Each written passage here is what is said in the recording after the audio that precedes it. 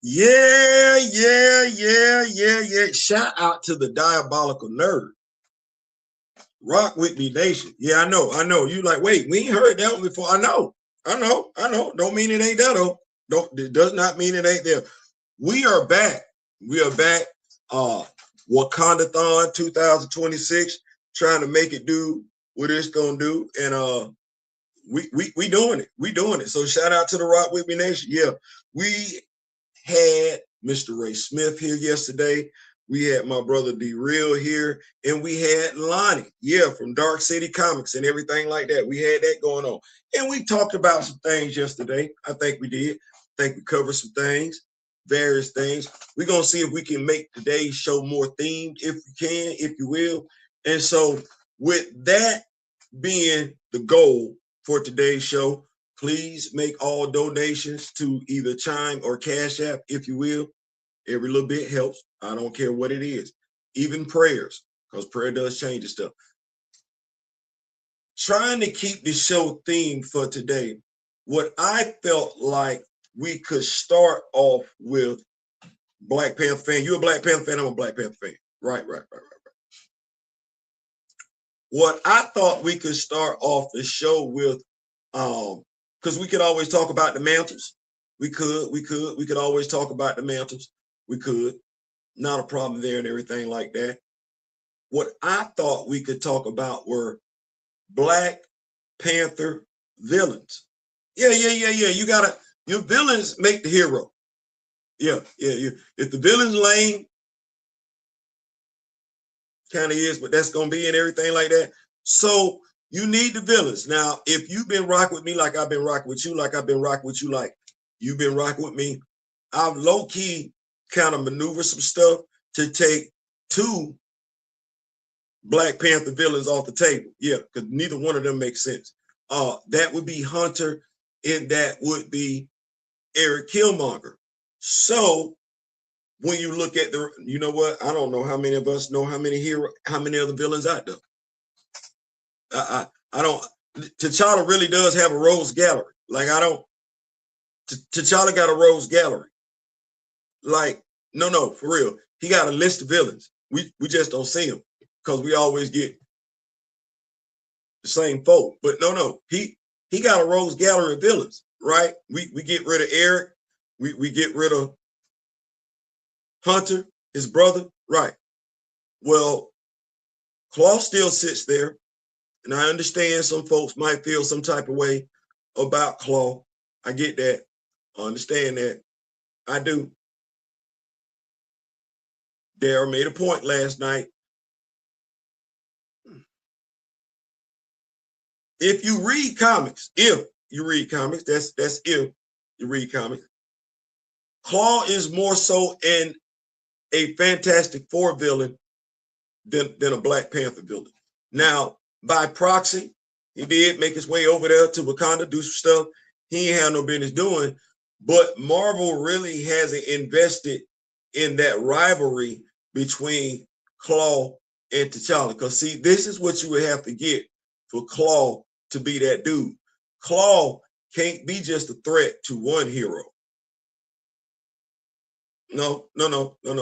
Lex Luthor poses a problem to quite a few heroes besides Superman. He does. The Joker poses a problem to quite a few heroes besides Batman. That's why they put them two together. Joker, Lex Luthor, Legion of Supervillains, whatever you want to call it, things of that nature. So Claw has to present a problem to more than just T'Challa. We don't see Claw effing with folks like that. You don't. If I don't tell you Claw is a Fantastic Four villain, you sitting up here like, for real? Well, why he wasn't in the Fantastic Four movie? That would be a great question. Why wasn't Claw in the Fantastic Four movie? But then again, I could ask you why Medusa wasn't in the Fantastic Four movie. I could ask you why the Sandman wasn't in the Fantastic Four movie. Why Paste Pot Pete wasn't in the never mind. Anyway, I could ask you about quite a few folks. So you got Claw. You sit him off to the side. Okay.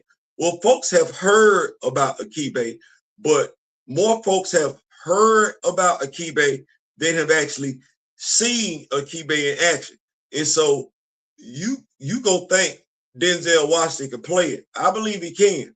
But Akibe, you talk about the Joker. That's what you talk about, who has a fixation with hand puppets as well. But you talk about the Joker. You talk about somebody that maniacal. That's what you talk about. You talking about somebody that loop-de-loop. You talking about, for you to get Akibe on film, you're gonna need somebody to give you what Heath Ledger gave folks on film. That's what you're gonna get. You need at the least Jack Nicholson-ish, right? That's Akibe. You ain't seen that. You ain't seen that. You ain't seen that. If you ain't read Christopher Priest run, you don't know this dude is crazy. He's sick. Some ail him. That's what that is. Some ail him. Okay. Solomon Pray. You don't know who this dude is. I'm just telling you, because you ain't seen him. You ain't seen him in animation. If that's how you get your stuff in and everything like that, you don't know that this dude kind of got, like, I don't know, Bane-ish tendencies, right? Abomination-ish tendencies, like he Juggernaut-ish tendencies. That's the threat level that he would pose to T'Challa. Bat-like wings, claws on his fingertips, fingernails, right? That just T'Challa need a lot of body ointment after getting into it with this dude and everything like that. Yeah, and he's a drug dealer. Now we could change that to a mafia boss, crime boss, whatever. We could change it to a crime boss, because I know that don't necessarily play well in regards to comics. But there is some history there with him being a drug dealer, especially when you take into consideration Eric Killmonger, right? Right. Once again, you would have to go back. Well, Eric did throw T'Challa from Warriors Falls. He did. But now there's this story early on, Don McGregor, where Eric is getting ready to do this, and there's this little young fella, probably around about 12, 10, 11 years old. He mad at Eric because Eric done deleted his father. He is. His father was a simple man, went about his business and everything like that. Little man mad. Little man see Eric standing on Warrior Fall with T'Challa in his arms like this right here. And I'm gonna say that even though little man wasn't that tall, little man had some girth to him, some weight to him, if you will. Because little man went running. And I don't know how Eric didn't hear little man coming, but little man was running full speed. And little man dropped his shoulder on Eric. Bam! Eric fell over Warrior Fall. Little man name is Cantu. That's little man name. Little man named Cantu. Well, T'Challa remembered that. He did. He remembered what little man did. Little man now a teenager. Yeah, adolescent male, if you will. Little man, he got strung out on some drugs provided by Solomon Pray. The little man ODs. We can't call him little man no more. Cantu ODs. Right there. And Solomon Pray is responsible. So you got something else.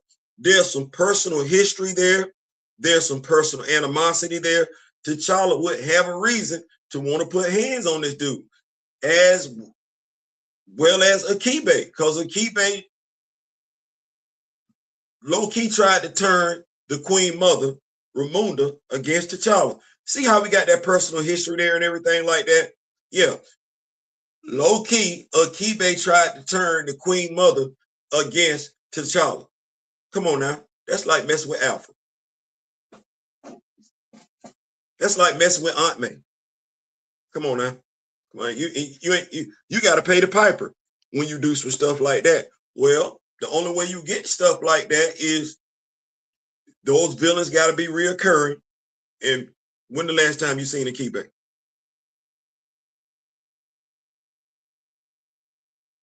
When the last time you seen Solomon pray? Or have you ever heard of Solomon pray? See where we at? Right. Now let me do a pivot. Not a complete 180, but let me just pivot a little bit. Because we talk a lot about T'Challa, his love life, and lack of one. Right. Okay, well, he got some femme fatales over there that we could be using. Let's go down this list now. And I don't even know if I can call her femme fatale. Dr. Eve Ewing had him actually working with the young lady in her run. That would be Lady Nightshade. Yeah. Now clearly their relationship has evolved because that ain't what Christopher Priest had going on. But Lady Nightshade, so you work with her, femme fatale. There is Princess Xander. Yeah, of the neighboring country of Naganda. Princess, she's royalty. Yeah. Shout out to Jack Kirby for her introduction. Right. I might be getting that wrong, but she showed up in the Jack Kirby run. Who else? Madam Slay.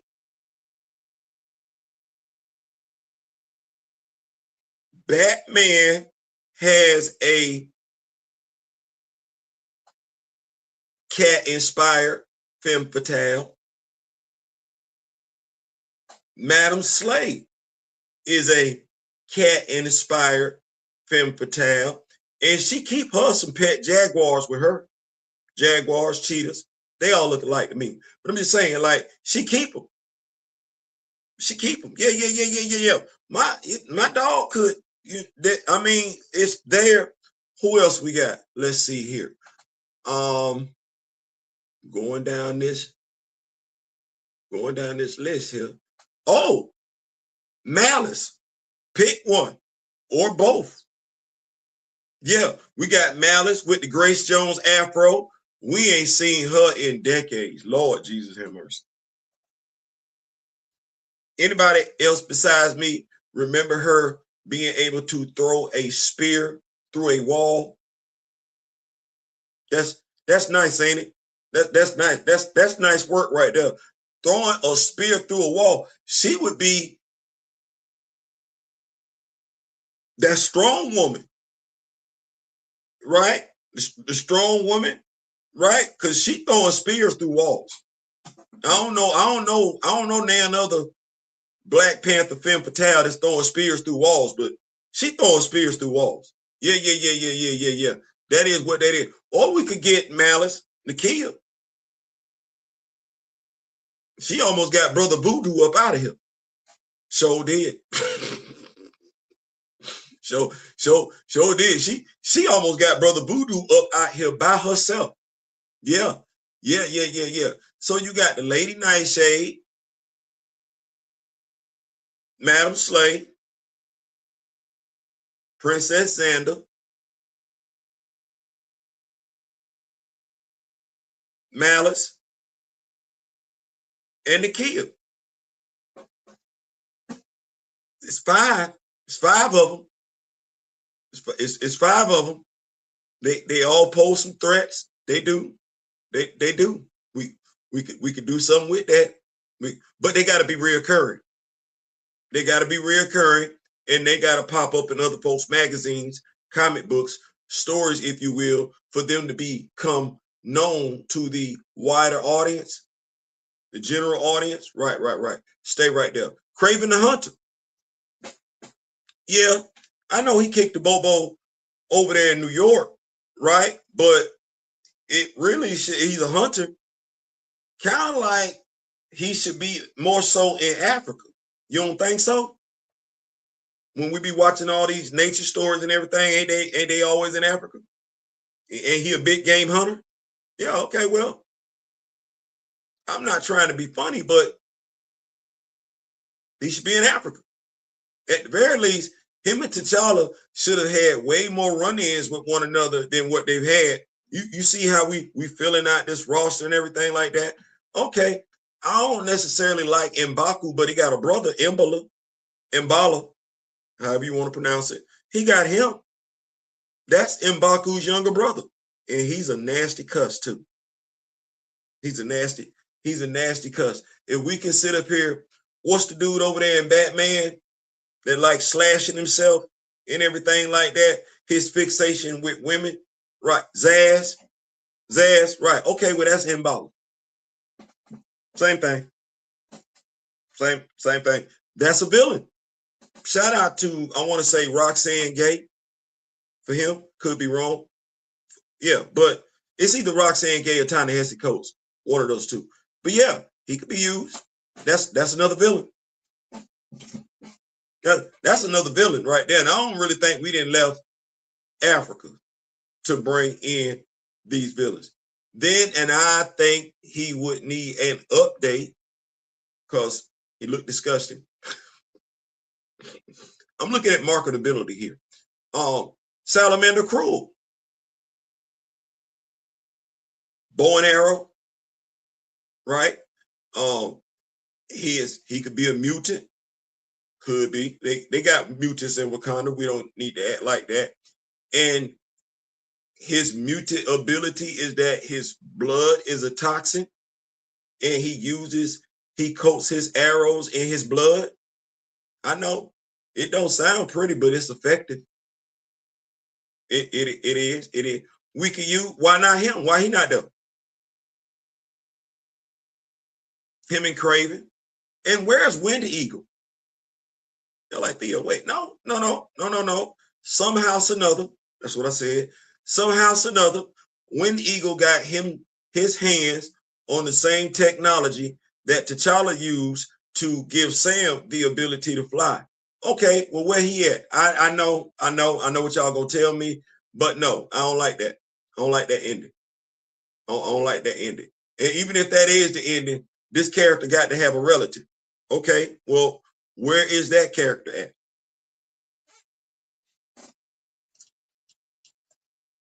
Just asking some questions. We got telepathy going on in Wakanda, right? So if we got telepathy going on in Wakanda, where is Baron Macabre?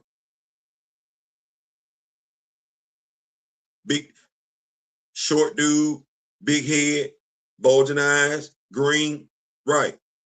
Telepathy, image projector. Now, he could have easily been popped up in America by now, right? He could have, causing problems and everything like that. Folks like, who? Wait, who? Baron Macabre? Yeah, Baron Macabre. Yeah, right there. Telepath. And I know, because I read that issue, I own that comic book where him and Madam Slate and the Shocker got locked up by Okoye. I got that comic book. That don't mean he still got to be in prison, though. No, that don't mean he still got to be in prison. They could have then got out. They could have then got out. Now, with them getting out, let me just throw this in there.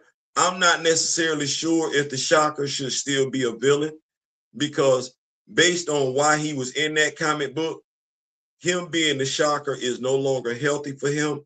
And the only people that could probably cure him are the people in Wakanda.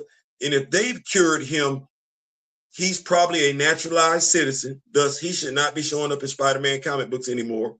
And he probably on the side of righteousness. Yeah, because my dog was going through it.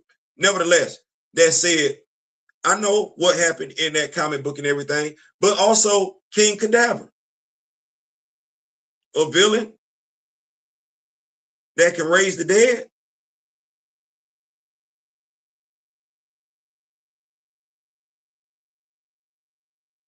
We don't like that. We don't. That dude could be causing a whole bunch of ruckus. Wakanda, Africa, England, America, San Francisco, New York. That dude could be causing a whole bunch of ruckus. Well, if don't nobody know about him, don't nobody know about him. Don't nobody know about him. Don't nobody know about him. And no, because what you got in the second Black Panther movie, I know everybody wanted to say Namor and everything like that.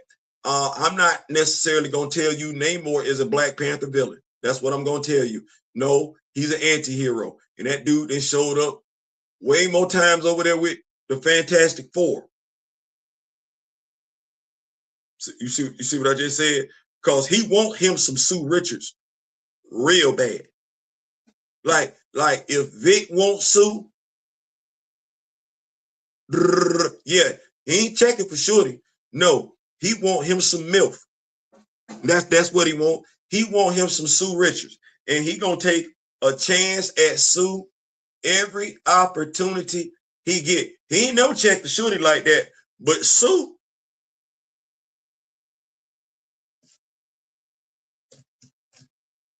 yeah, she can get it.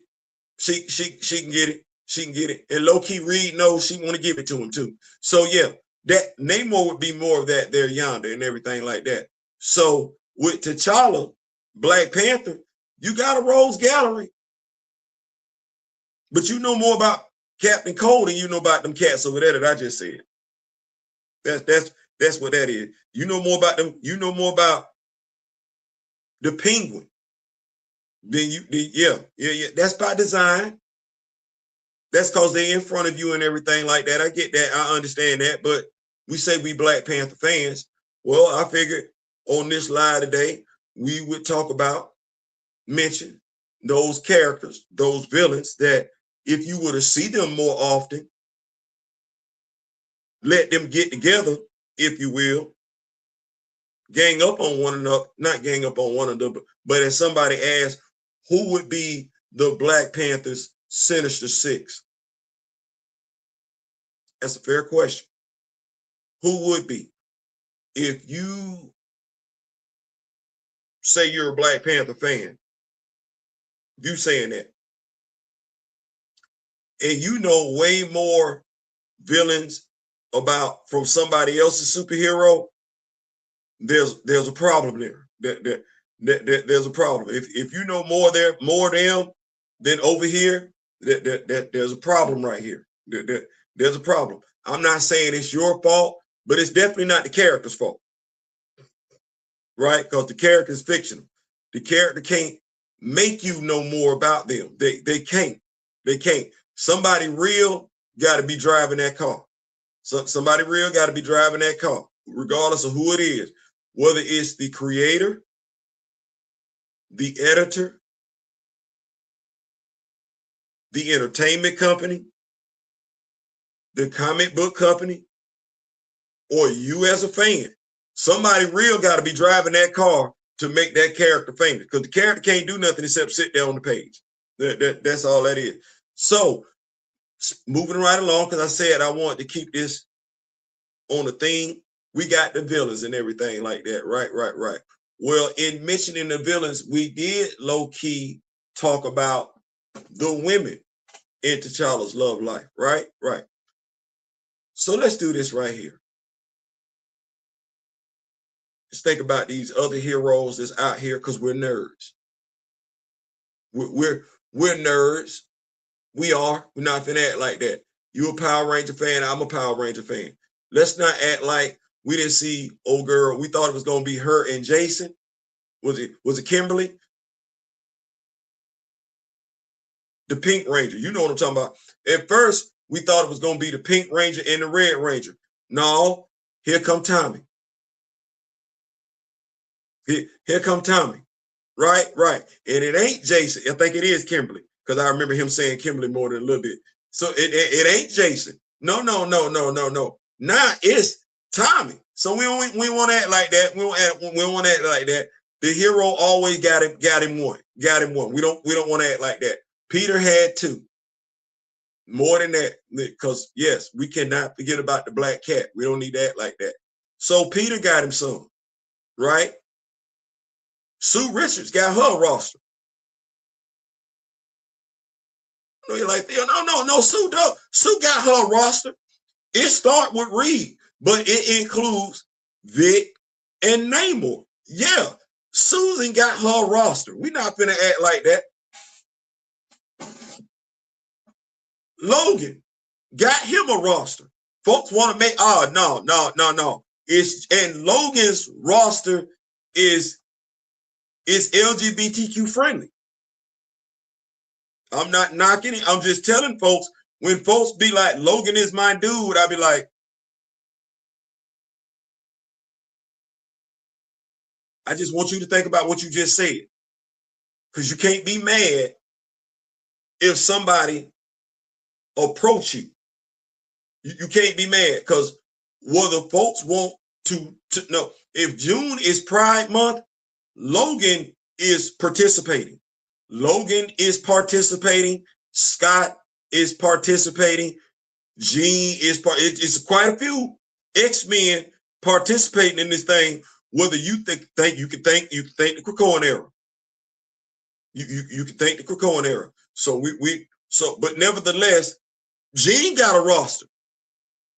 Gene got a roster. Scott got a roster. Logan got a roster. I want to say Charles got a roster. Warren got a roster. Tony got a roster. Steve got a roster. Like this, I want to say the only dude that I know in comics that ain't, and I could be wrong, because I don't think Clark got a roster, but I know Bruce got a roster. I know Bruce got a roster. Jefferson ain't got a roster because he's faithfully married. John ain't got no roster because every time John get into a relationship, they just get deleted. John ain't got no roster. So when we talking about heroes being considered them, being considered that person, being Mr. Sexy Flexy or Miss Sexy Flexy is almost a must. You got to be that person. Well,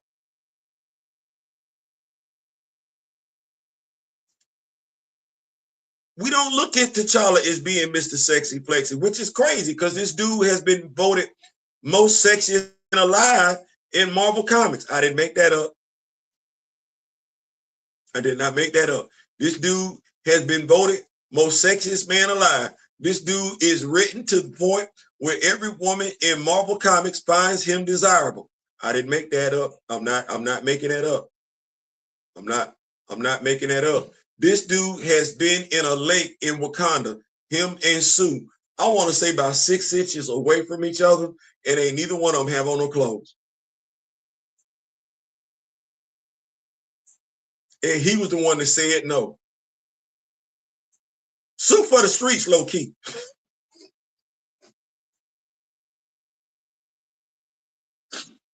I'm just saying, and I just want us to understand this for a second.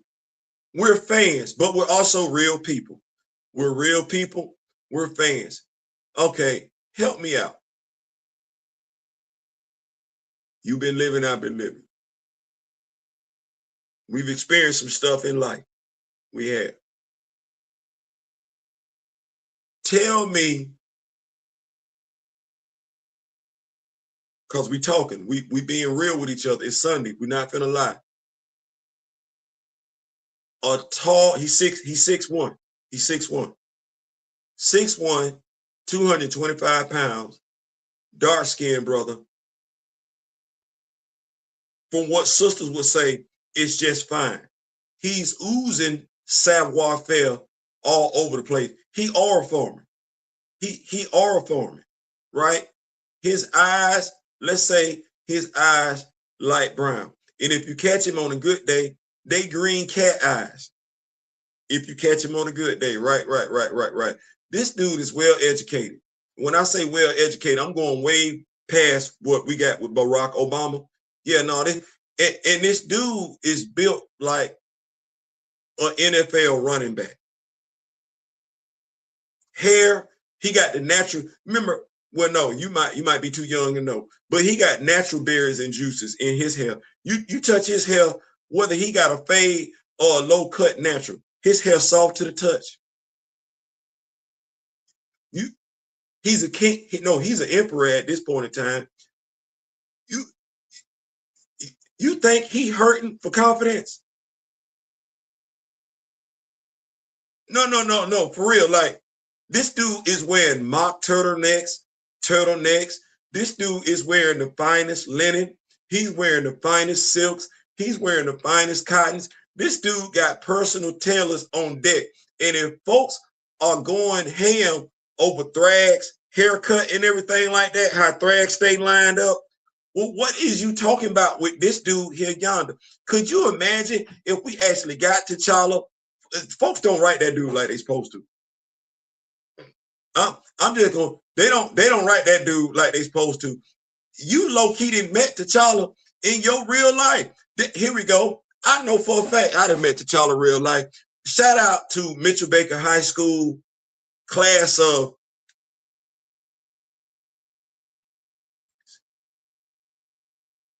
I'm gonna say class of '84. I'm gonna mention his name, George Silas. George Silas. George Silas was T'Challa. George Silas was T'Challa. I'm saying it right here, right now. George Silas was T'Challa. See, you should just be oozing confidence, oozing. Lord Jesus have mercy. I've met T'Challa. I ain't even realized I met T'Challa. Yeah. Use ma'am, sir.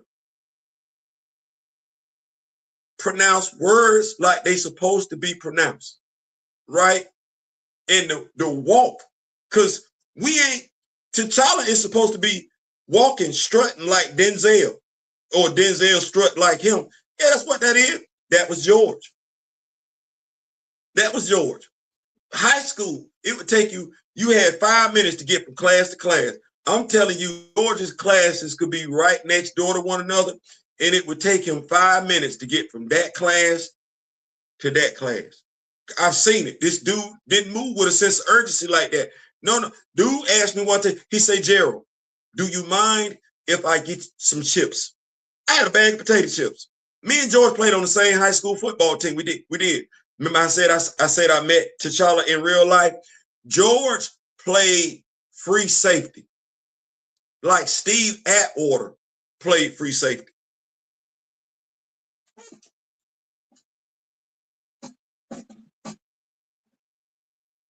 Yeah, I said that. I said what I meant. I meant what I said.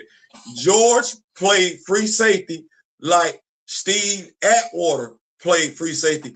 George played free safety. You ready? What's my boy that played for the Washington Redskins with Ryan Clark back in the day? Yeah, he played just like that. Had the neck collar on and everything. Yes, Lord. George had, Sean Taylor. Yeah, George played free safety just like that.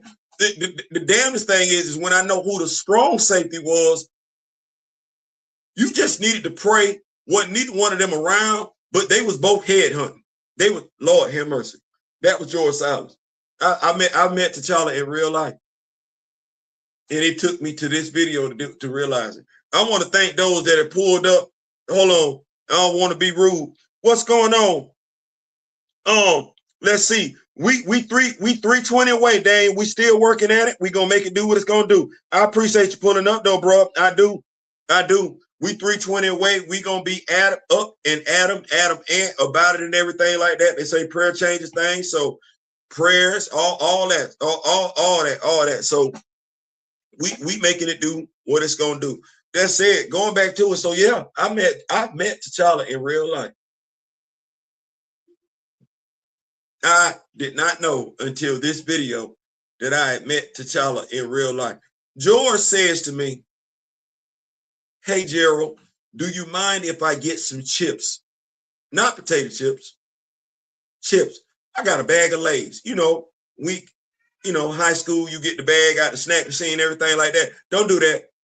Don't do that. We had snack machines back when I was in high school. Don't do that. Don't do that. Don't do that. We had soda machines too. Don't do that. Don't do that. Don't do that. Don't do that. Now we ain't have Chick-fil-A and all that, but don't act like that. Don't act like that. Don't act like that. Anyway, I cannot make this up. I'm honored. We both play on the same football team. He's a senior. I'm a sophomore. I'm honored. Because he don't just talk to everybody. He don't. He Cool George Silas. That's his nickname. Cool George Silas. That was his nickname. Y'all folks call me the Griot. His nickname in high school. I don't know when he got it. He was just that when I got there. So when I got there as a freshman, he would have been a junior. He was Cool George Silas when I got there. He was Cool George Silas when he graduated. That's what they, and as far as I know, he's still Cool George Silas. Anyway, he takes these two fingers right here. He didn't go in like that. He didn't say, pour it in my hand. He went in with these two fingers right here. I've never seen this done before in my life. These two fingers and this thumb. He goes in like this. I ain't see, no. I'm in high school. He goes in like this, pulls out a few chips and says, thank you, Gerald, and walks to class. He was Mr. Sweater Vest, Argyle, before folks was talking about Argyle sweater vest. This was him. This dude was in high school wearing shirts, button-down shirts with the sweater vest over it, with the tie on, like this.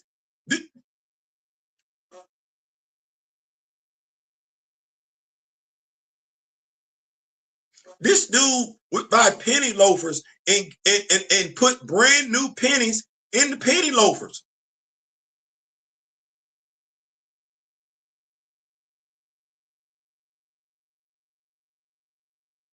I'm telling you, I met T'Challa for real. Like, that's crazy. I did not know before this video. I went to high school with T'Challa.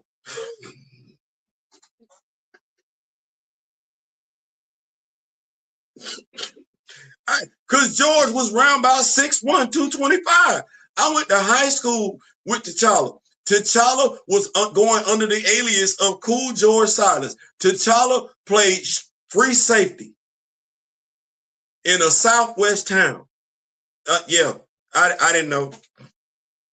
I did not know. Anyway, because I forgot where I was going. He was a ladies' man. That's where that was. George was a ladies' man. How could you not be? How could you not be? How could you not be? Okay, well, whether we're talking Aurora or not, T'Challa is a ladies' man. That is what, and you know what a ladies' man is. If you might be a ladies' man. You might be married to a ladies' man, but you know what a ladies' man is. Okay, well, you can't say you didn't got that with T'Challa. You definitely ain't got that in the MCU and in Marvel Comics, unless because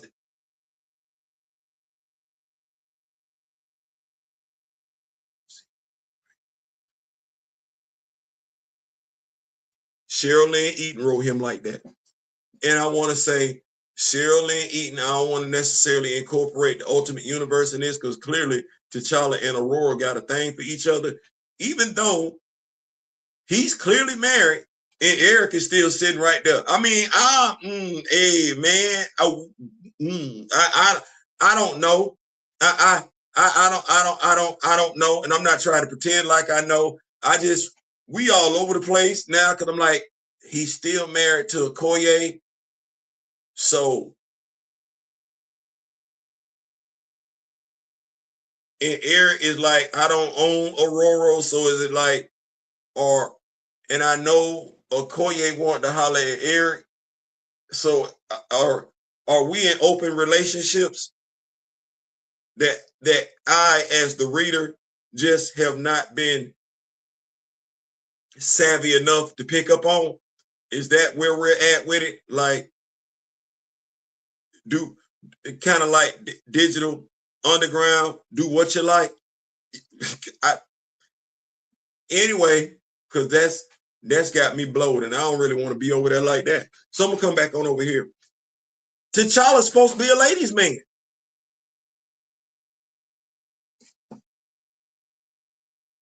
He's supposed to be a ladies' man, and he's been written like that. Even when I look at Cheryl Lynn Eaton, Anuke wanted her some T'Challa. She did. She did. She wanted her some T'Challa. And even when you look at how Dr. Eve Ewing wrote T'Challa, women were attracted to him. They were. The only person who went above and beyond to act like this dude was just that women were just disgusted by him was John Ridley. But if we look at Ta-Nehisi Coates, oh no. The women wanted him. They did. Reginald Hutland wrote him like that. David List wrote him like that. Yeah, sure did. Jonathan Mayberry wrote him being married with Aurora and nobody else checking for him. But no. Even when we look at Christopher Priest, Nakia literally lost her doggone mind behind that dude. Let me say it one more time. Nakia literally lost her mind behind that doggone dude. Sure did. Nakia threw a woman out of an airplane behind that dude. I want you to think about it. She tossed Monica Lynn out the plane. Mind you, Monica was yapping back and forth with Nakia and didn't care that she was door trained or nothing. No, that's my man.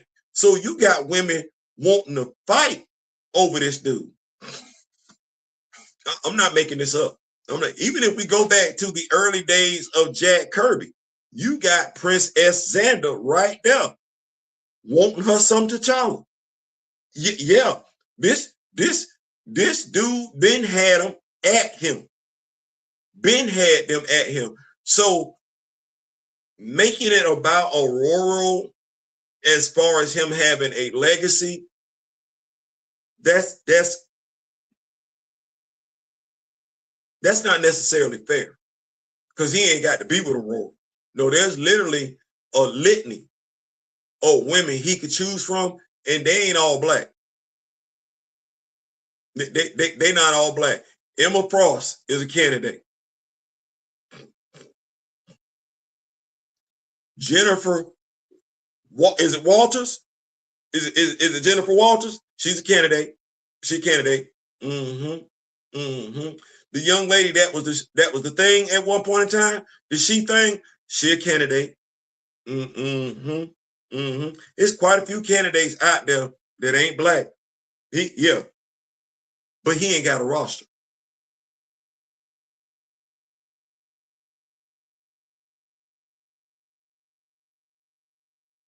Let that sink in for a second.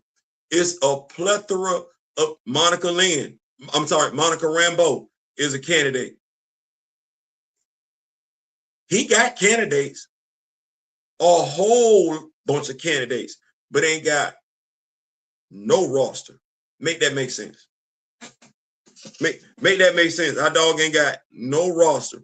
Well, if y'all remember that movie, I'm Gonna Get You Sucker, where every hero need him some theme music. That's true. Every hero need them some theme music. Every hero need them a love interest. Yeah. Every hero need them a love. How could you not have a love interest and you a hero? To a degree, if you read some stories, that's part of the motivation for being a hero, is you get the girl or the boy at the end. Well, we ain't seeing that. We ain't seeing that. So you supposed to see that. Our dog is supposed to be walking around and you supposed to be hearing about other characters, female characters, talking about how hot T'Challa is, how sexy T'Challa, and that's canon. That's been written in the comic books. You just don't see it portrayed. Well, might want to ask yourself why, because that's part of being a hero. What else? So we went down, he need a Rose Gallery, right? And he got one. We just don't see him. He got a Rose Gallery. We just don't see him. And he got a Rose Gallery without Eric Killmonger, without M'Baku, right? He still got without Hunter. He got a rogues gallery. The fact that we say Akibe but don't speak Akibe the same way we say Lex Luthor, the Joker, Dr. Doom, because all of those characters are capable of world-threatening mechanizations. The fact that we truly don't have a Black Panther villain, because Norman Osborn is capable, that's a Spider-Man villain, is capable of world-threatening mechanizations, right? That helps elevate Peter. Every time Peter solo Norman, you be like, oh, okay. You had to handle that business? Okay. Every time the Fantastic Four solve a Dr. Doom probably be like, no, okay. All right, yeah, I had to handle that. Well, you don't get that with T'Challa, and you easily could. Like I said, Claw sits right there. Is he not the master of sound? Well, Magneto sat there for the longest time as the master of magnetism. Was he not a villain capable of world-threatening mechanizations? Well, if we want T'Challa to be big up, one of these villains that we consider to be his villain, remember what I said, Claw is really he's shown up more with the Fantastic Four against the Fantastic Four than Black Panther. But you would have to write him where he's going up against Black Panther more. He's posing not just a threat to Black Panther, he's posing a threat to Wakanda. He's specifically targeting members of T'Challa's family. You don't get that. You don't get that. Okay, well, there is personal history there between Akibe and Queen Mother Ramunda, but you don't get that explored. In both of those villains, when you know what they're capable of, because Akibe got ties to Mephisto.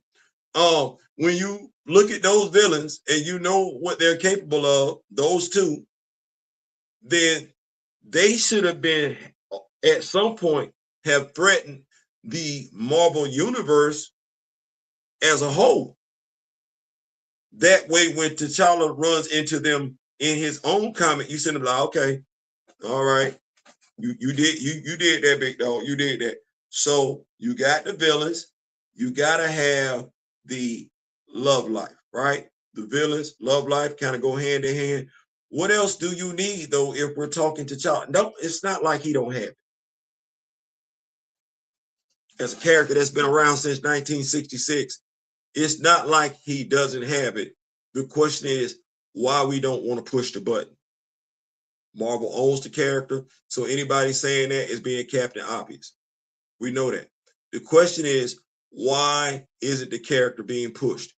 Let's not say nobody cares about the character. We know with this character being who he is, right? As with certain other characters, there's going to be a certain demographic that does not check for the character. But what is this character capable of if you pair this character with a writer that's interested in the character, cares about the character, knows the character, and an artist that wants to draw the character? Well, there's history on our side that tells us exactly what that looks like. There's also history on our side that tells us what that doesn't look like. But if T'Challa, you've read Black Panther, if you've ever read a Black Panther story worth something, is that character easily not in the top 5 in Marvel Comics, if not in your own personal top 5 superheroes, period? See what I said? I said definitely top 10. When you take into consideration how Jonathan Hickman has written this character. And just think about that right there, because we like certain writers, we don't like certain writers. Let's remove all the emotion and just look at logic. How does Jonathan Hickman write T'Challa? We should be able to look at that right there. How does he write it? Right? How did Jed McKay writing. This latest run, we know we didn't get as much Black Panther T'Challa-ish stuff as we wanted to, but can we think about the Black Panther gang for a second? Because why would we do that? Why would we go to such lengths to have T'Challa not only go to another dimension / reality, but he restore order to it to the point where the folks don't want him to leave, where the folks are showing him the utmost respect, where those folks essentially become an annex to Wakanda. Safe to say the writer cared. What about Jonathan Hickman? Imperial. For the past few years, I've read where Black Panther fans have lamented about T'Challa being nerfed in comics. Forget the MCU, that's a whole different story. But in comics, whereas his ability to teleport hadn't been used. I know I discussed it. Various members of the Rock With Me Nation discussed it. My brother Daryl discussed it on the channel. We read Imperial. This isn't a Black Panther comic book. This is a 5-issue cosmic story, a 5-issue cosmic story that involves Black Panther, that involves the intergalactic empire of Wakanda, right? But we ain't got to fixate on this character. What does Jonathan Hickman do? He has T'Challa face off against 2 Hulks.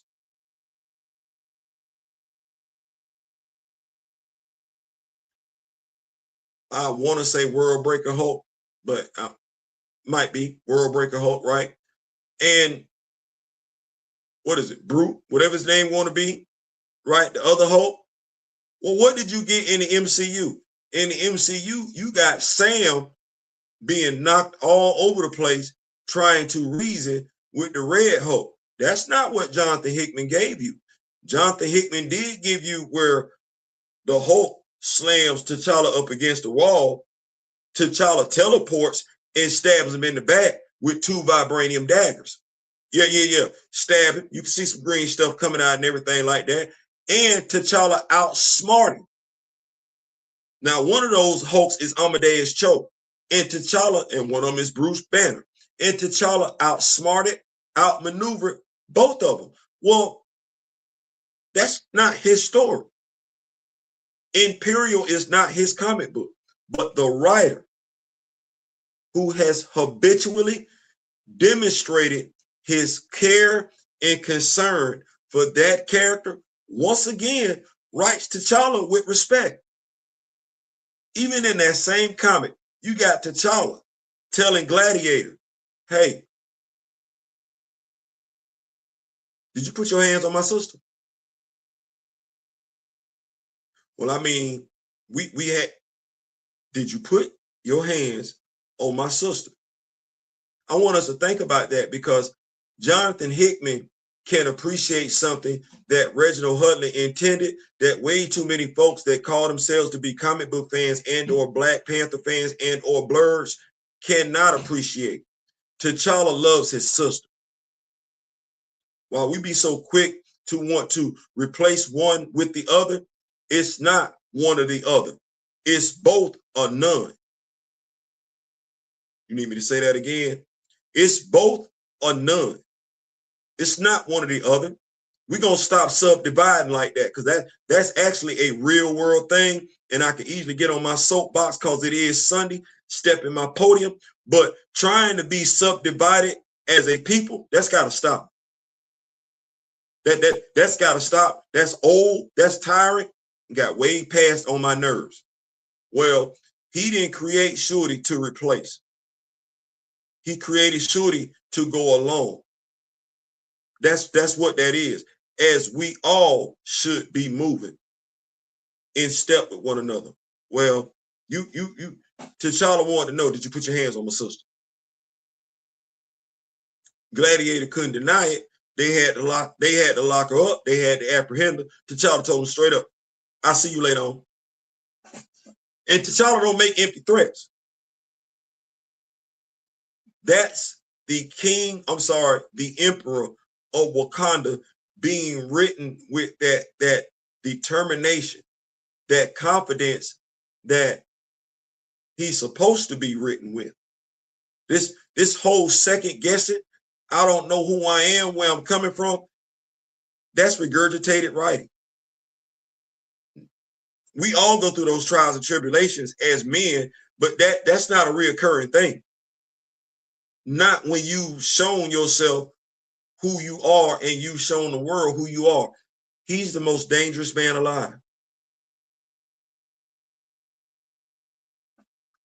You don't get to be known as the most dangerous man alive because the world think you don't know what you're doing. No. You become known across the globe, whether we talking heroes or villains, as the most dangerous man alive, because they recognize that at the end of the day, should you choose to, because they're not saying Dr. Doom is the most dangerous man alive. He's Doom, but he ain't the most dangerous man alive. That ain't what that is. That ain't. Matt Murdock is the man without fear. And everybody across the MCU, everybody across Marvel Comics, know this dude is pretty much fearless. Okay, you don't find that hard to believe, right? No. Okay, cool. Well, he's the most dangerous man alive. And that title goes all the way from Earth to Kree, because Carol Danvers recognizes him as being the most dangerous man alive, which means everybody on Earth knows he's the most dangerous man alive, which would make folks reluctant to pull up on Wakanda as a nation, as an intergalactic empire, because they're being ran by, say it with me, because we didn't say on Earth. No, we left that there. Like, it's not specific to Earth. It's not specific to the Milky Way galaxy. No. Because you got to remember, Wakanda is an intergalactic empire. So on Wakanda Prime and throughout the entire intergalactic empire, what is he known as?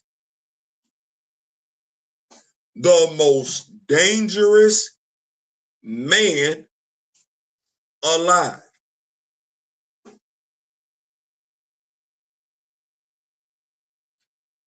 That has a certain cachet with it. It does. The thing is you don't see every writer writing him like that. No, that reputation is well earned. 007 got a reputation. Bruce got a reputation to where he can get folks to just spill the beans and everything like that. Okay, well, yeah.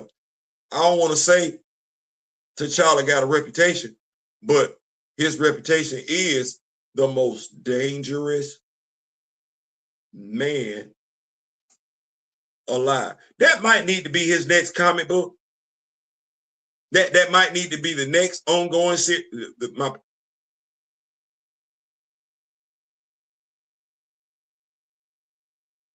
I said that like Marvel comic books would give him that type of consideration and everything like that.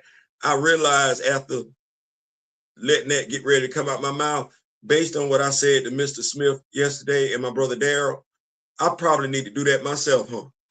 Because if I'm waiting on, because there's some names I mentioned, but it's some names that I haven't mentioned, and I don't know why I would be waiting on those names I didn't mention, right? To give that character that type of shine. No, they wouldn't do that. A comic book, that makes too much sense. Black Panther, the most dangerous man alive. Oh, where he actually shows the world, or rather re-shows the world why he's the most dangerous man alive. No, that comic book makes too much sense right there. No, they're not gonna do that. They're not gonna do. No, what we're gonna do is put him in a comic book with Namor and Dr. Doom, where he got to go down to hell because Wakanda is being invaded by demons. I don't know what the Orisha and Bast are doing. Somebody gonna have to tell me. But Wakanda is being invaded by demons, and I guess Doom got something to do with it. He just went straight through the Dejaya, huh?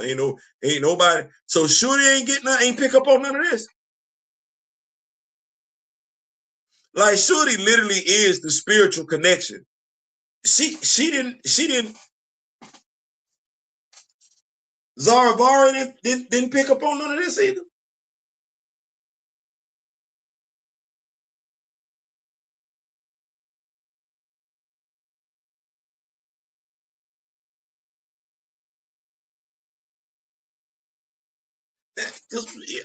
Wakanda got a whole school dedicated to mysticism.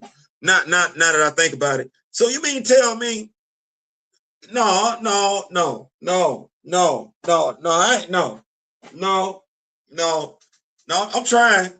I'm trying. I ain't making it though. I'm trying. I'm trying to get there where they at. No, no. Come on. Hold on. Pause. Time. We say this a Black Panther Wakanda-Con. Yeah. No. No. No. No. No. No. No. No. No. That you can't tell that story in 5 issues. You can't tell that story in 5 issues. And T'Challa not the only character from Wakanda pulling up in that story. No. No. You say Doctor Doom and demons. No, that ain't what we doing. I mean, we can, but if you're gonna use Dr. Doom as a character, Hell as a character, Demons as a character, then Shooty got to be there as the Griot as a character. The Dejaya got to be there as a character. Zaravari got to be there as a character. The Wakanda School of Mysticism got to be there as a character. I need to see quite a few ancient Panthers there as a character, because I would probably be of the mindset this ain't the first time somebody from hell then tried to use demons to invade Wakanda. Like, because that's a story in and of itself that don't need Namor in it to tell it.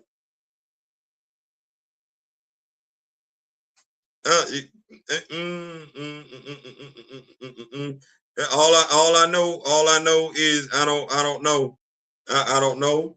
I don't know. I'm a nerd. That's all I know how to say is I'm a nerd. So I don't. Anyway, because I don't want to believe it. I see we got 5 people. I'm putting marine goggles on. Y'all in here. Y'all showing more support. I appreciate it.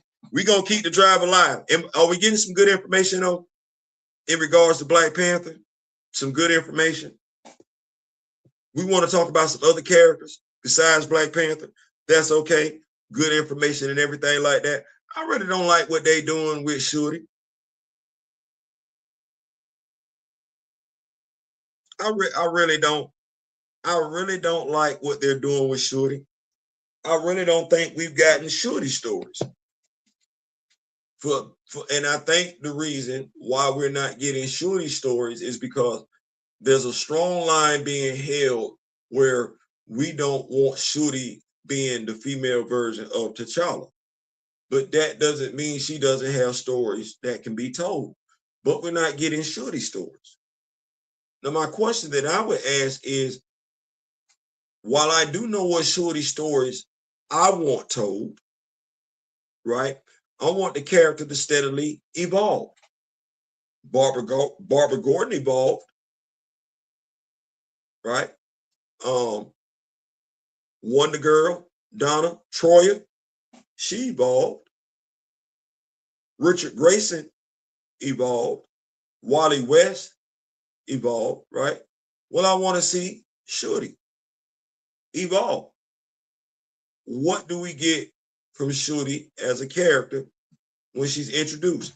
And yes, I do understand the problematic writing. Hold on for a second. It's kind of hot in here.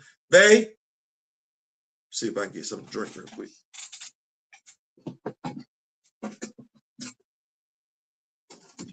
Disha.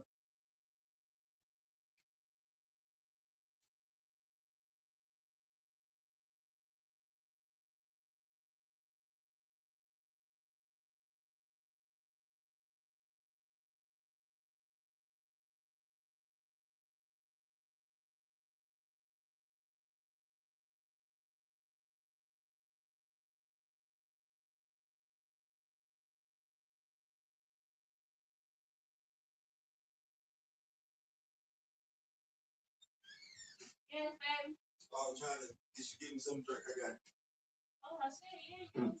Oh, my bad. We back. We back. We back. We back. We back.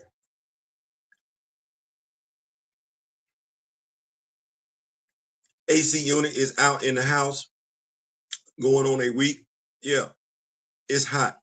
Anyway, Shorty, I want to see the evolution, and I don't think I'm wrong. I don't think any fan is wrong for that. Yes, her introduction did come out of left field. Christopher Priest did not give us any build up. She just showed up out of left field. You do have Anton Pretorius.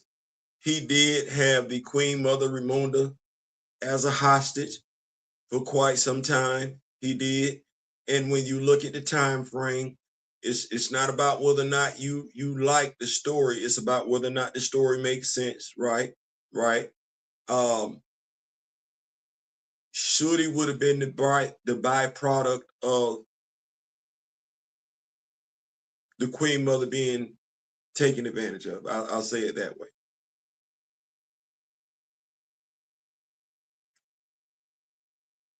Now, I can understand if you're a fan of Reginald Hudlin, you might resist that. You'd be opposed to that. You wouldn't want that because you would want the child to be from both T'Chaka and Queen Mother Ramonda. I get it. Some of us would probably raise holy heck for Shorty to be a biracial child, right? You could, except for the fact we got a biracial president and y'all keep calling him black. So Shorty would still be black, right? Right.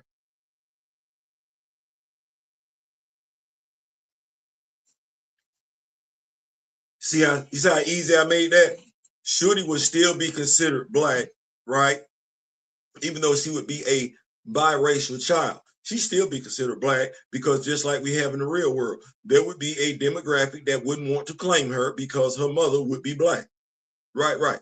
So she would still be black and she would still be a member of the royal family. She would be. Now, I know what some of y'all are thinking in, but hey, Theo, that wouldn't make her of the royal blood. You got to talk to Bast about that.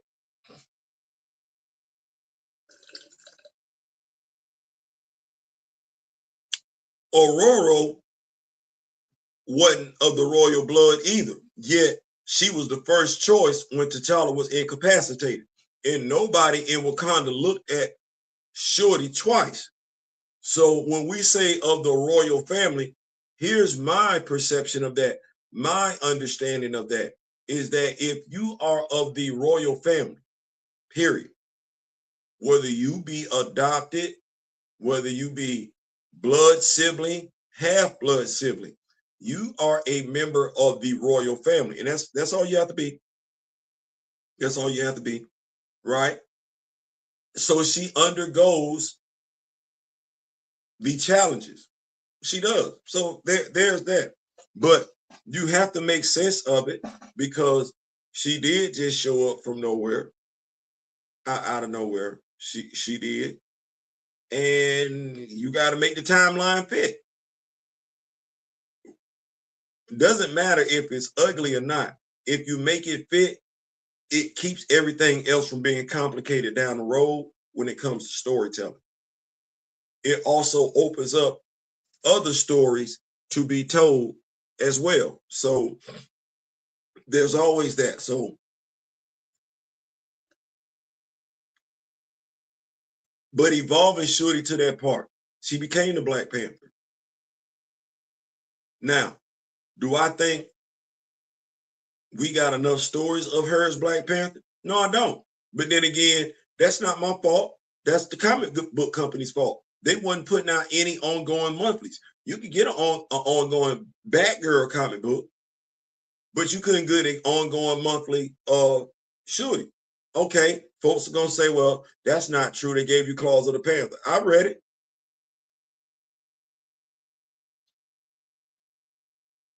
But as other reviewers have stated, what's the motivation for the fan to stay around when they know it's a limited run? If it's limited issues, why are we sticking around? You're telling us, regardless of whatever you write, you're done after this.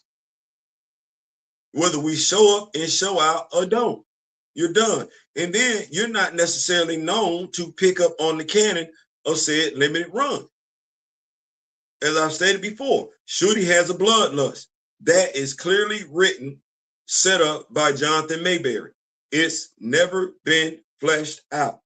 Claw, it's a young lady out there called Music or something like that who has her own sonic ability. We haven't seen her again. Shorty has a relationship with Shauna the She-Devil and Natasha Romanoff. You ain't seen it fleshed out. Her and Peter are cool. You ain't seen it fleshed out. Logan knows Shorty.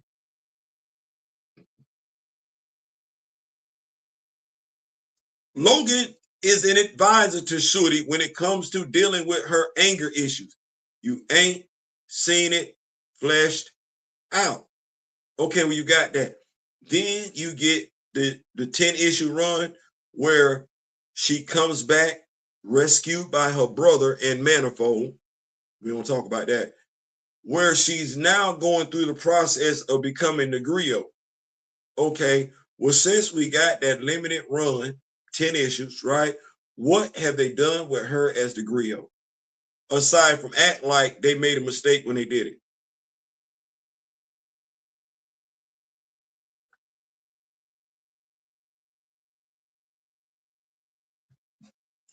Let me do this real quick because I got a question on my mind. It is 3:13. We've been in here for almost an hour, well, for a little bit over an hour. We're going to keep the party going. We're going to keep dropping knowledge. Who decided Shorty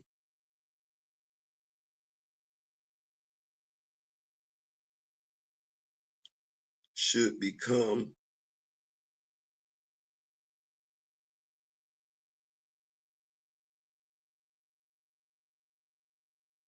let me see here. I'm asking AI who decided for Shorty to become the griot.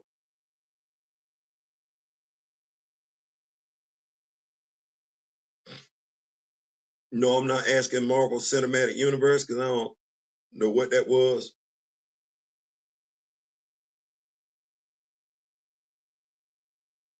I want to know what editor writer, which writer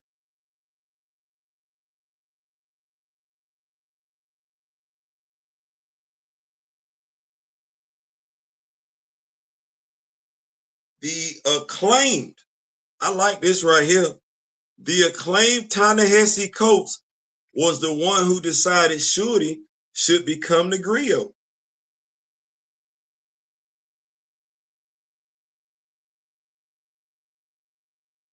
Well, why did Ta-Nehisi Coates decide that? That's crazy. The acclaim, he decided that. All right, now see, we learning some stuff now. We in here now. We why did Ta-Nehisi 90 don't even know that this is her? You're right. 99% of Shorty fans don't even know this is her.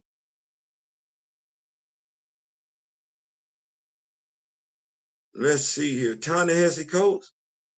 Let's ask why.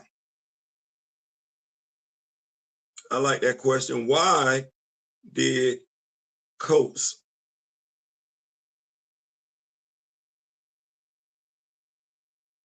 yeah, we're gonna ask this question. Yeah, let's see here. The reason all makes sense.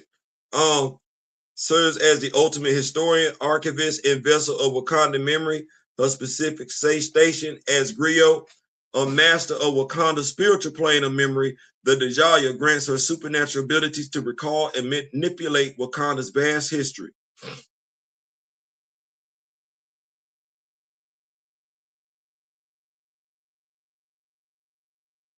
Separation of royal duties. By dividing their roles, T'Challa maintained the duties of political martial leader, while Shuri assumed the vital spiritual role of Wakanda's keeper of collective history and ancestral memory. Now, I want to know why Ta-Nehisi Coates made the decision.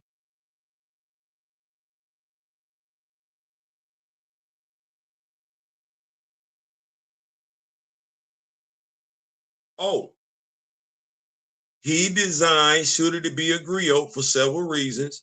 He wanted her to be connected to the Djalia.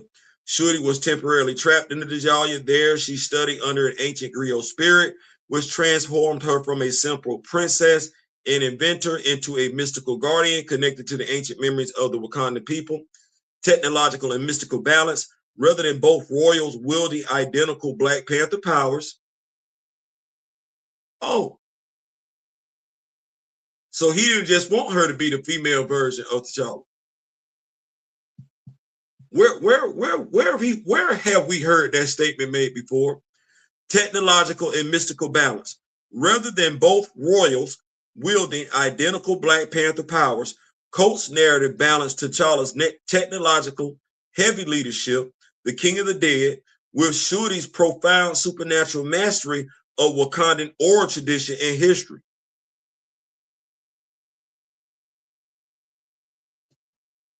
We don't appreciate that.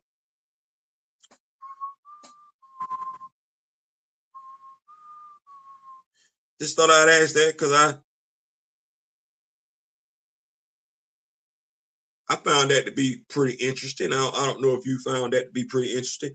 But anyway, going back to Shuri, so you get the evolution of that. Well, where do we go from there? And that's where I'm at with when it comes to Shuri. Okay, yeah, we should have got more stories with her as Black Panther, but those stories can be told from a past perspective. Like you can tell those stories, Shuri as the Black Panther. They just ain't been told. They would be older stories. They would be. You would be retconning because you would be fleshing out her time as the Black Panther. But why not? Why not? If you want her as Black Panther, she's been Black Panther. We just didn't get the stories of her as Black Panther. Okay, so why can't they be told? Why can't they be told? And you know when the clock ticks down to when she fights Proxima Midnight. And even that story can be retold from Shuri's perspective. That last battle with Proxima Midnight and what she felt, that's a story. That's an interesting story, in my opinion. That's an interesting story. So tell those stories where she's been the Black Panther.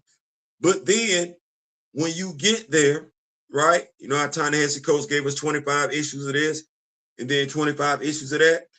Give us 12 to 25 issues with her as Black Panther. And then be ready to spin that story forward current day with her as the griot. We can't do that. Is it that we know how to tell stories with Doctor Strange and Dr. Fate and we can get a whole movie with Keanu Reeves playing your boy, but we got a problem with Blood Wind. We got a problem with Brother Voodoo. We got a problem with the griot. Please tell me that's not what we're doing. Please tell me. I don't want us. I don't want to be like that. I don't want to be like that because if you can tell a story, you can tell a story, and if you can read a story, you can read a story. So I don't want it to be like that. We can tell them stories. We just not, and because we're not telling them stories, they're not telling them stories. We're feeling pressed to have to pick and choose. No, we ain't got to pick and choose. We do not have to pick and choose. I want to appreciate everybody that's still here and everything like that. Listen, dedication. We doing what we can. We doing what we can. Hopefully we dropping as much knowledge as we can. Take a little bit. Anyway, so you get that. You want to get the development of the side characters. You want to get the development of a Shuri. I would like to get stories of Shuri, but then again, there are other female characters. I'm still wanting my one shot of Queen Honda. I am. I'm still wanting my anthology series of the Mantlers. because folks keep saying it's just a mantle. I ain't got no stories saying that, so I would love to get those stories. But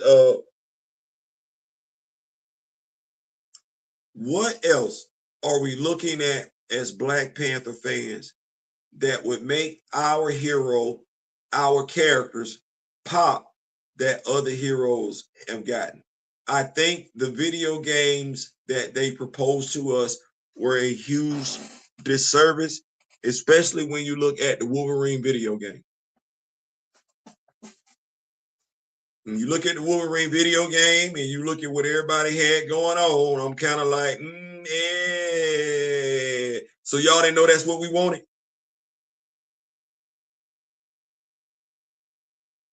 So y'all, folks did not know that's what so Black Panther fans, when we were saying we want a game featuring T'Challa, we was crazy. We were being insensitive when we said it. Because it's crazy how we can get a video game that's going to stay on point. It's not going to overcook the grits. Going to keep it focused right there on Wolverine.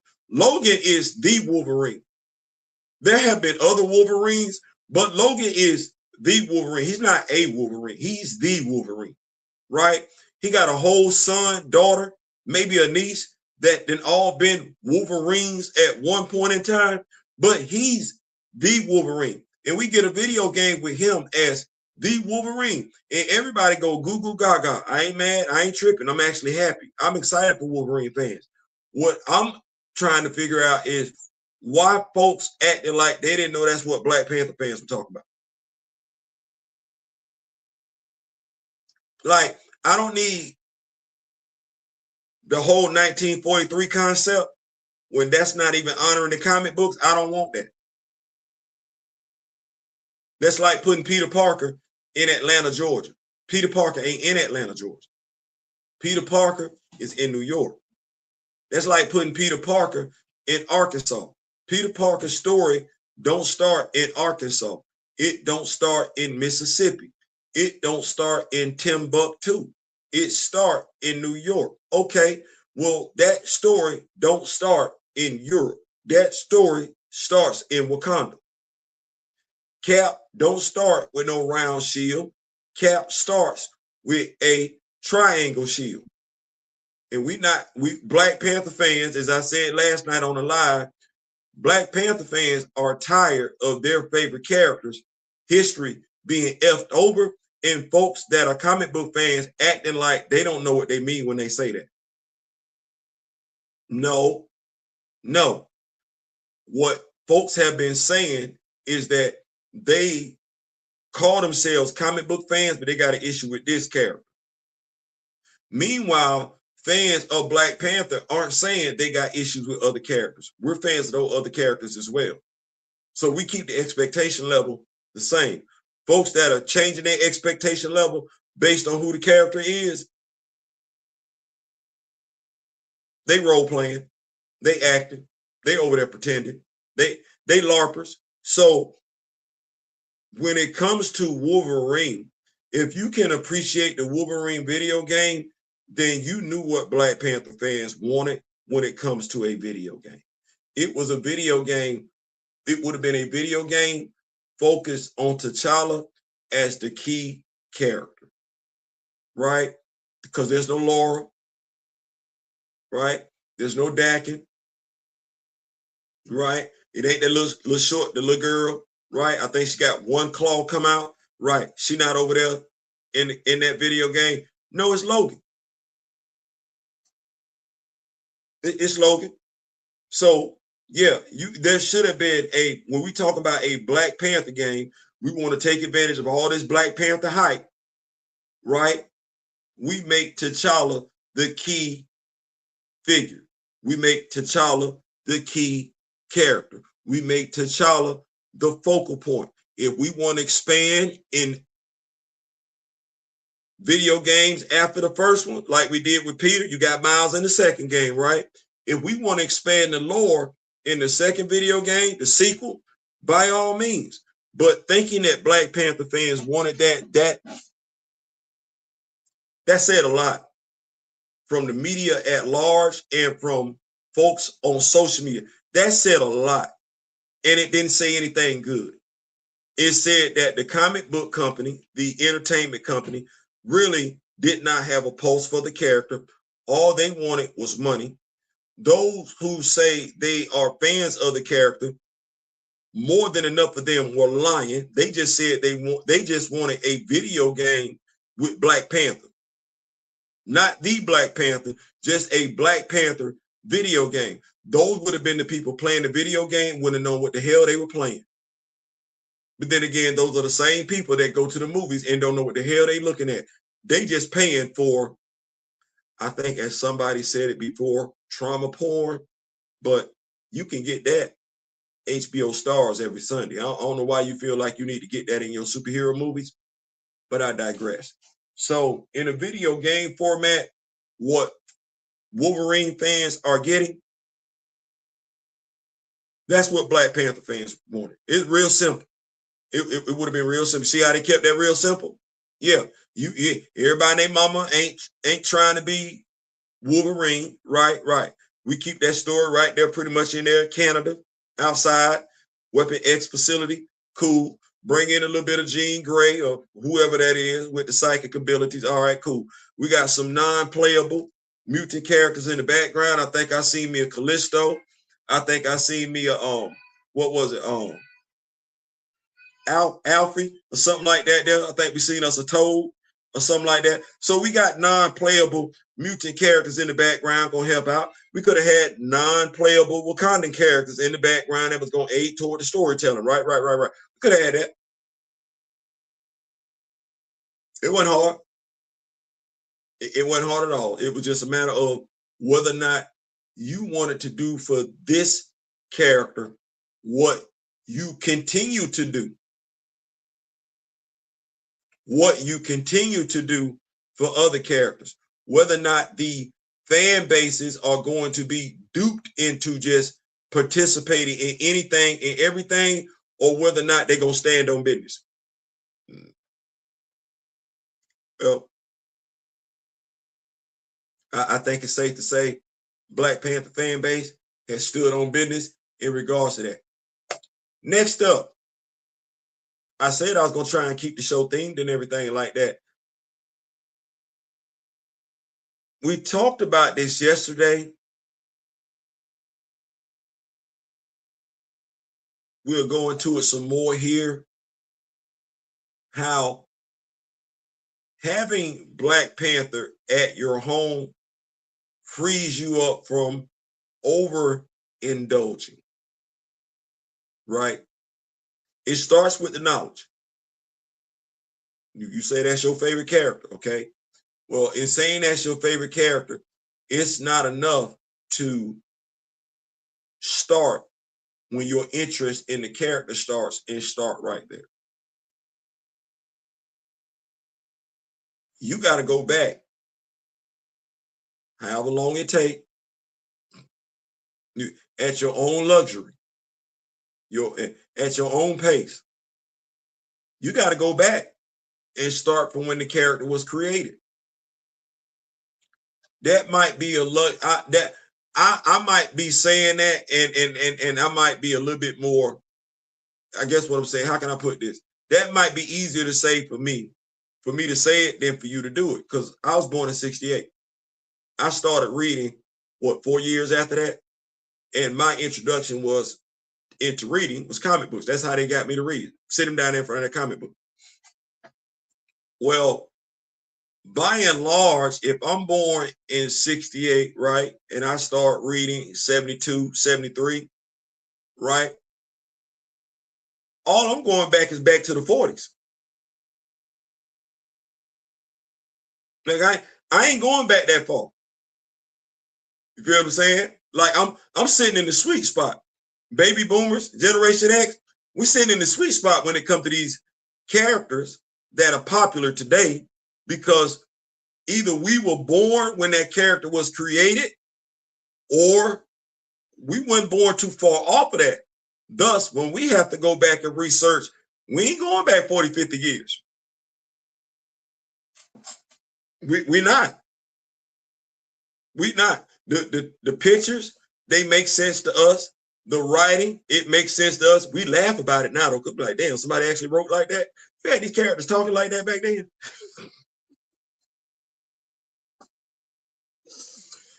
I'm reading the comic book story where Cap was hiding out from the mafia.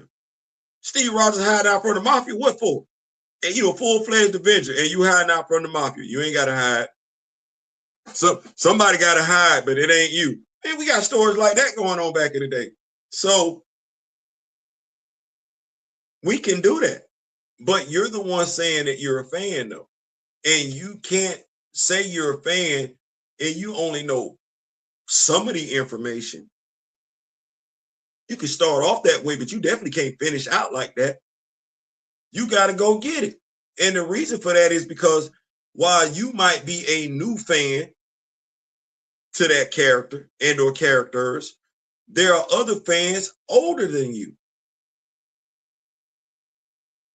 There are fans of that character older than you.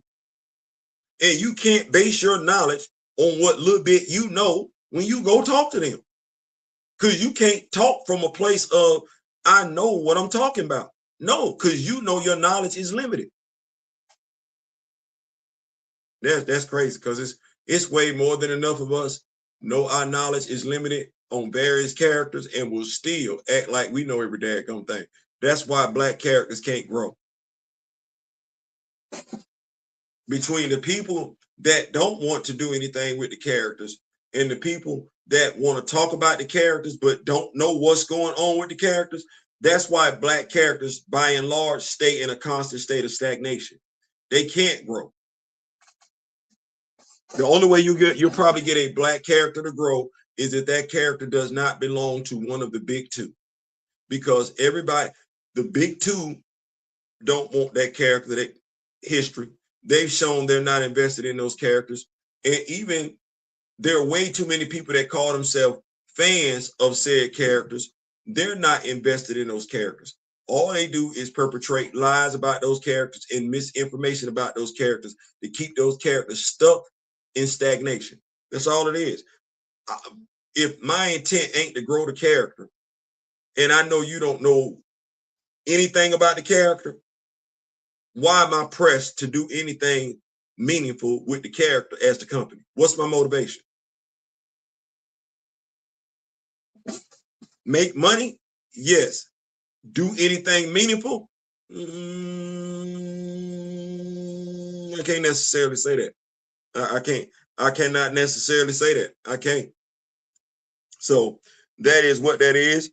We are making our rounds. We are checking. We are seeing what's going on because we in here. I think we should have ate first though.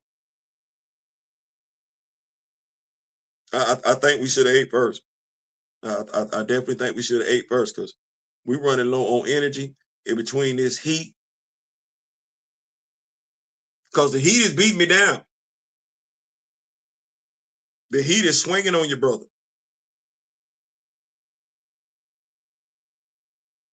But we still gonna talk Black Panther though. That's what that is. We still gonna talk Black Panther. We in here. Hopefully, folks have asked us some questions.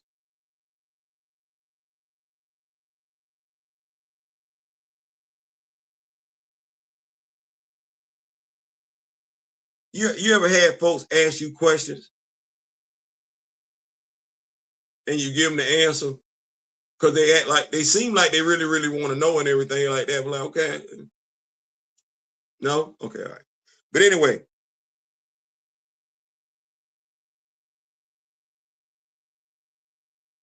we are in here today. Like I said, we in here. We making it do what it do.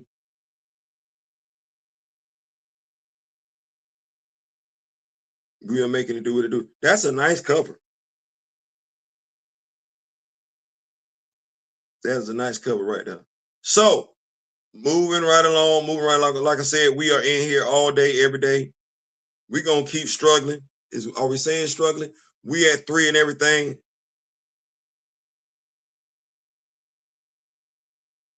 I'm sorry. I'm looking at these going through my social media and everything like that. I saw never mind. We ain't talking about that today. We keeping up. We keeping up. We keeping up. Let me see here. I'm going through notes.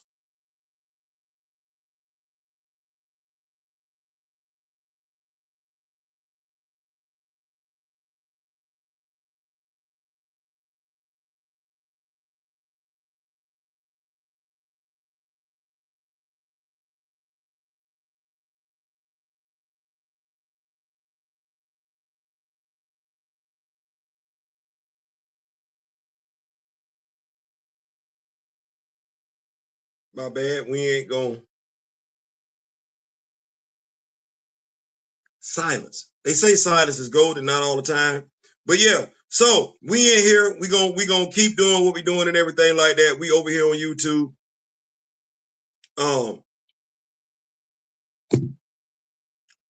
Comments. I'm looking at a note from Comment to God. He said he did his review on an Absolute Green Arrow too. Let me see.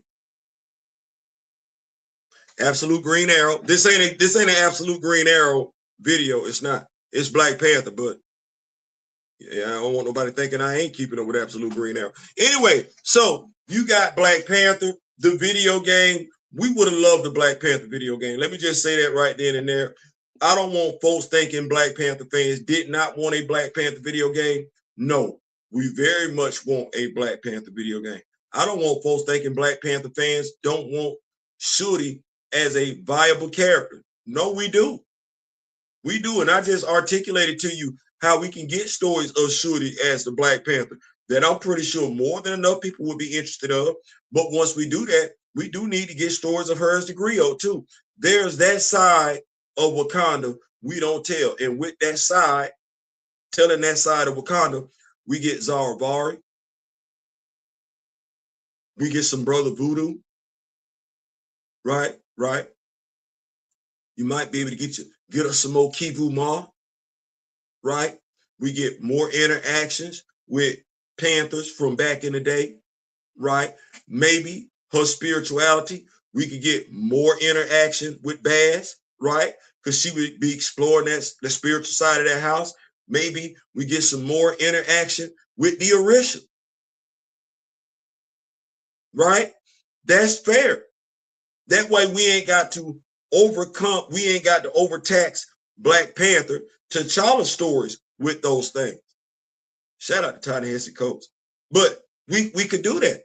Now you got you two titles taking you down two different paths, but yet connected.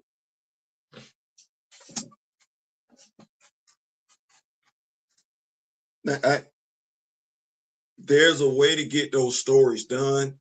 There's a way to get that video game out there where you can play it. Where you can play it and where you can enjoy it. I actually suggested a video game with side missions like what we had in X-Men Legends, right? Where you could play the side missions. You could play the side missions as Shuri as the griot, Shuri as the Black Panther, play side missions as Hunter, right? Play some side missions as various Black Panthers from back in the day that will all lead to T'Challa being getting extra abilities or powering up and everything like that. There could have been that tie-in when he had the Fantastic Four come to Wakanda, to when he joined the Avengers. And I'm looking at the various skins that could have been deployed during this game. When you take the amount of characters that could have been used in this game, because if we're talking a Black Panther video game, right? How long we want the gameplay to be?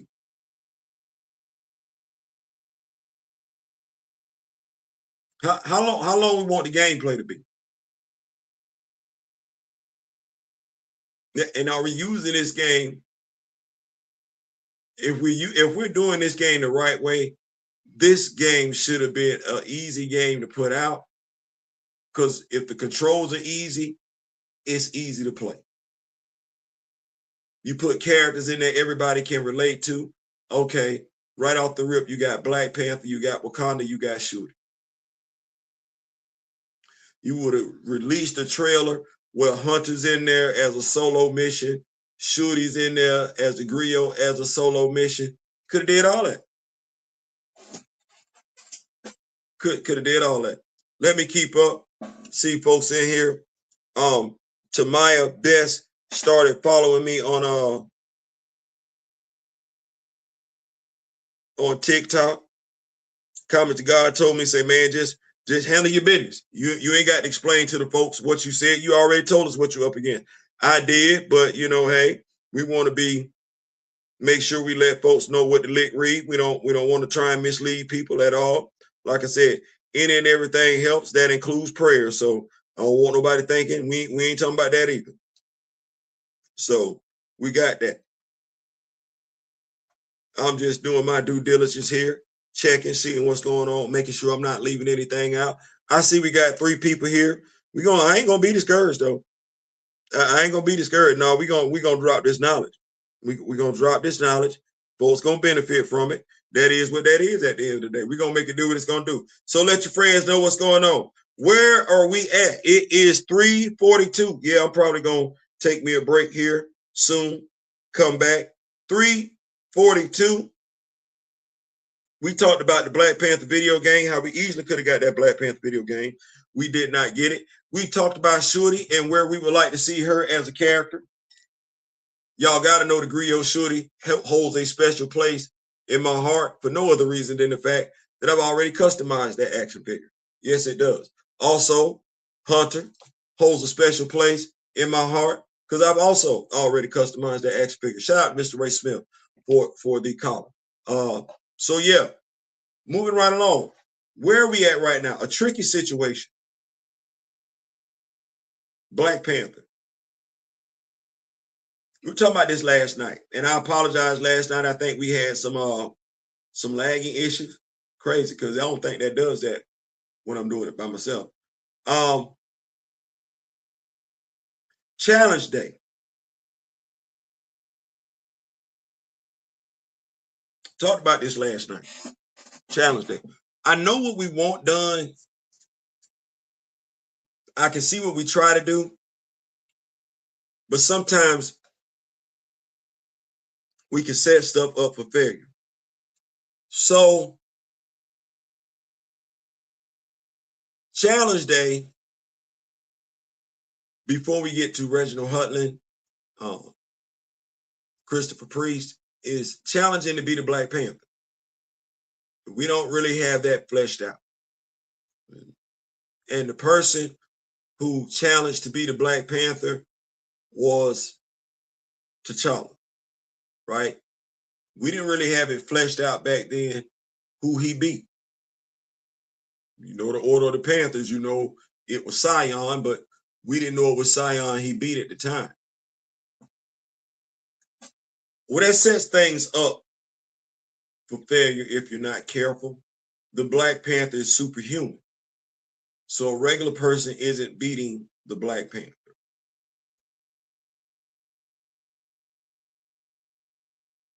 Shout out to Karama Horn and all those who created the ancient Panthers, especially Queen Nahanda. You see how this plays out. You're the Black Panther. They can't beat you. You're not going to be beat. But you see something worthy, honorable in one of the people you're fighting. So you yield. Not because you lost, but because they can't beat you. But there's no reason to fight anymore because you recognize this person as being worthy of succeeding you as Black Panther. Cool. Well, you don't really get till later on, you have to read other adaptations that to be the Black Panther, you must come from the royal family. You're not finding all of this out in the initial origin story. It's kind of being pieced together. But you do, as my brother Darryl say, need that definitive origin story so you don't, because you have folks that won't go back and read what came before so it makes sense. What they will do is keep regurgitating flawed writing. So when you have the Black Panther is superhuman, thus a regular human isn't going to beat them, then yes, the Black Panther would wind up yielding during challenge day. And that person who they yielded to would continue to go through the rituals and become the Black Panther, that person being a royal blood. You never really hear folks break it down like it's supposed to, so that it logically makes sense. Now, Bast is a goddess. She is the goddess of the royal family, the Golden Tribe. She is the dominant goddess of all of Wakanda. But she's not the only god in Wakanda. The Orishas sit there. The thing is that up until Cheryl Lynn Eaton, you don't really see the Orisha playing a role. There are other tribes in Wakanda, and folks go back and forth between telling you it's the River Tribe or it's Gekre's tribe. Like, they don't make an association between the tribes and who they pray to. Well, every tribe has their own god that they pray to. They just understand that Bast is the goddess. She's the goddess. Everybody else is a god. She's the god. Well, if you are a member of the Jabari tribe, you pray to Gekre, not Hunan, who actually happens to be a Black Panther, ancient. You pray to Gekre. Well, not only do you have your own god, but more than likely that god will have their own avatar in place. And you saw this with M'Baku. M'Baku is an avatar of Gekre. M'Baku is not a regular human. M'Baku is superhuman. Then that stands to reason that all the other tribes would have their own avatar who prays to their own god. Now, it might be where the tribes have their own challenge day, and that would make sense, but it would go along the same lines of how the challenge day for the Black Panther mantle goes. Now, should there be a challenge for running Wakanda?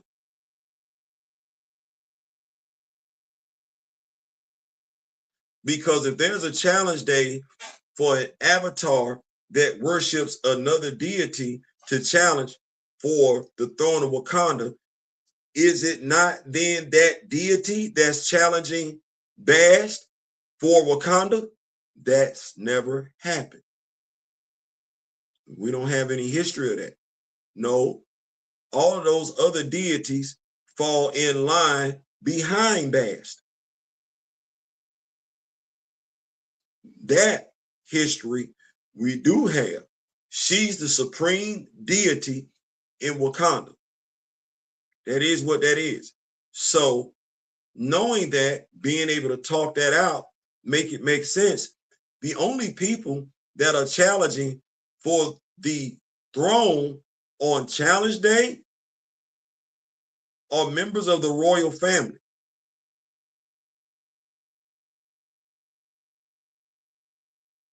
The only challenge day, more often than not, than what you're having, is a challenge to be the Black Panther.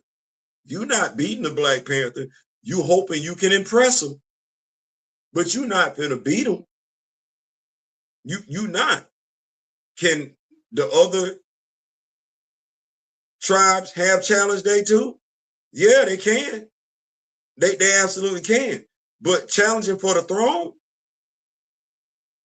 if you challenging for the throne, then your God is challenging Bast.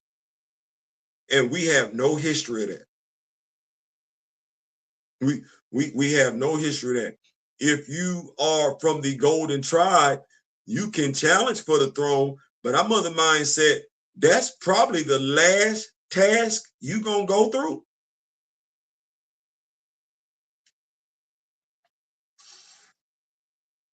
The only way we make that make sense. And now that I'm thinking about it, the only way we make the trials make sense is if we're saying a Wakandan, one from the royal family, wants to challenge for the throne.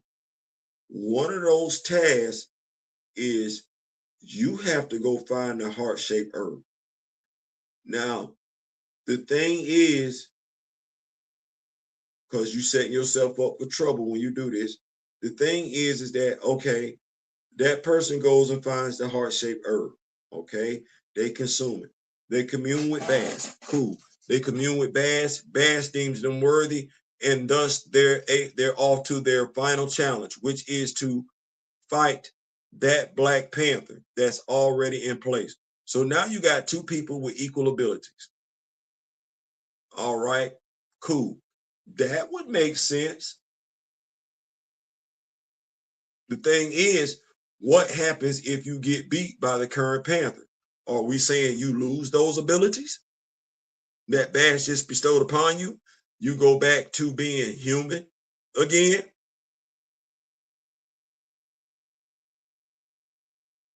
You will have to make it where it makes sense. And right now, Challenge Day doesn't make sense. You have the tribes coming down, okay? You already pray to somebody. This dude prays to Bass. Bass is the supreme deity in Wakanda. Thus, you ain't trying to holler at Bass on the spiritual plane to say, hey, this is what I want. And I've only seen one goddess that said, I might need to make him mine too. And that's Anuke. And she was talking about making T'Challa her avatar. So, yeah, there you go. That said, where are we at? We are at the 152 mark. I think it's at, my stomach is talking to me, 353. What we going to do is we going to knock off for a little bit and we going to come back. Y'all let me know what y'all thoughts are and everything. Keep the family in prayers. 6 o'clock. I need a moment. 6 o'clock. In the meantime, in between time till next time, share the video. Let folks know you see the Cash App, you see the Chime. We making it do what it's gonna do, and I'm gonna do what I need to do to keep everybody posted to where we're currently situated. That said, remember the late great Don Cornelius and Chadwick Bobo. Till next time, I wish each and every last one of you, well, till 6 o'clock today. I wish each and every last one of you love, peace, and so we out.